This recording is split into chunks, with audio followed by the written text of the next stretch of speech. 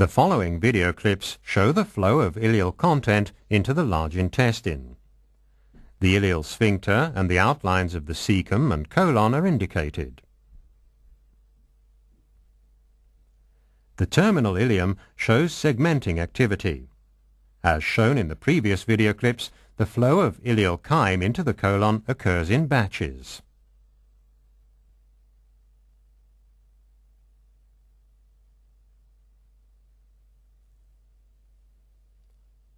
After a period of mixing, the terminal ileum suddenly relaxes. The ileal sphincter opens after a short delay. Then the luminal content is pushed into the large intestine by a forceful giant contraction. A coordinated peristaltic wave of the colon propels the emptied chyme along several loops of the colon. This coordination between ileal emptying and colonic peristaltic waves occurs in 70% of the ileocolonic batches.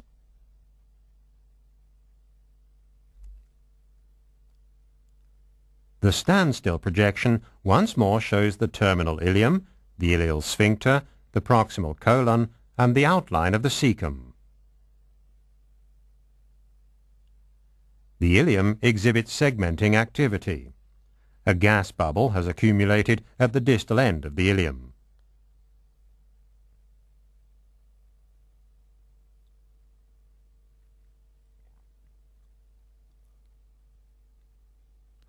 To show the effects of the segmenting contractions on the luminal content more clearly, we observe the motility with a twofold time-lapse recording. It can be seen that the segmenting contractions move the ileal content to and fro, resulting in an intensive mixing of the chyme.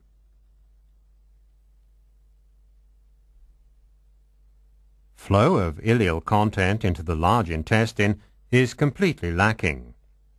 This indicates that the ileal sphincter remains tightly closed. Even the gas bubble does not escape into the cecum.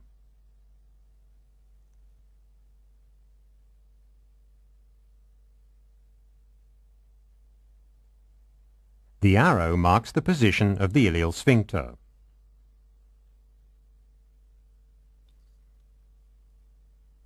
Now the terminal ileum suddenly relaxes, and a giant contraction propels the ileal content into the cecum. In this case, no colonic wave occurs, and thus the emptied chyme remains at the cecum. Here you see the terminal ileum, the ileal sphincter, and the outline of the cecum. This sequence shows retrograde transport of ileal chyme to the cecal apex. This occurs in about 30% of ileal emptying. At the terminal ileum, a pronounced segmenting activity is present, resulting in mixing of the chyme.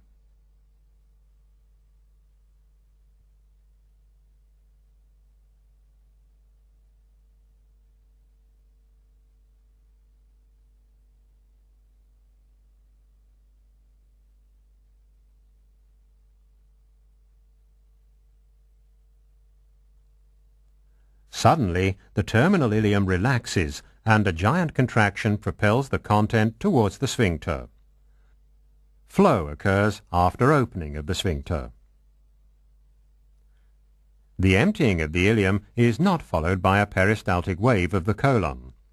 In contrast, the ileal chyme is transferred retrograde towards the cecal apex by movements of the haustra and by tonic contractions of the cecal base.